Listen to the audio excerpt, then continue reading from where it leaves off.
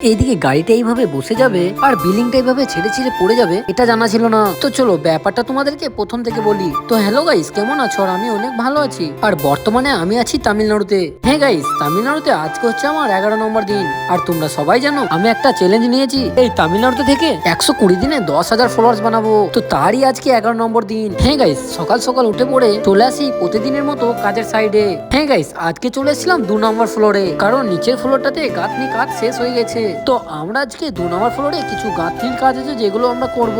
আর এই যে দেখতে পাচ্ছ গাঁথনি গুলো আগের দিন করা হয়েছে, আর আজকের জন্য সকাল সকাল মশলাটা রেডি করে নিয়েছিলাম। আর আজকে আমরা কাজ করব এই জায়গাটাতে। তো হ্যাঁ গাইস, ফাইনালি আমরা কাজটা শুরু করে দিয়েছিলাম। আর কিছুক্ষণ কাজ করার পর আমার চোখে পড়ে এই দাদাগুলো সেন্টারিং এর পাটা খুলছে। তাই কিছুক্ষণ এটাকে দেখার পরে আমি মিস্ত্রিদের সাথে লেগে পড়েছিলাম সুন্দরী মারার জন্য। আর গাঁথনিটা কমপ্লিট হওয়ার পর ঠিক এরকম দেখতে লাগছিল। আর গাইস, তোমাদেরকে আমি 15 নম্বর ব্লগ ভিডিওতে অবশ্যই জানাবো আমার কত ফলোয়ার্স হয়েছে। তো ফাইনালি গাঁথনি কাজ কমপ্লিট করে আমি চলে এসেছিলাম টপ ছাদের উপরে, যেখান থেকে আশেপাশের জায়গাগুলো দেখতে খুব সুন্দর লাগছিল। হ্যাঁ গাইস, যেহেতু ছিল আবহাওয়াটা আজকে ঠান্ডা ঠান্ডা, তার জন্য ছাদের উপর খুব সুন্দর হাওয়া দিচ্ছিল। আর হাওয়া খেতে খেতে আমার চোখে পড়ে এই গাড়িটা এখানে বসে গিয়েছে। তাই কিছুক্ষণ ওটাকে দেখার পর আমি আবার চলে আসি বিল্ডিং এর 2 নম্বর ফ্লোরে। কারণটা হচ্ছে 2 নম্বর ফ্লোর থেকে ভিউজটা অসাধারণ লাগছিল।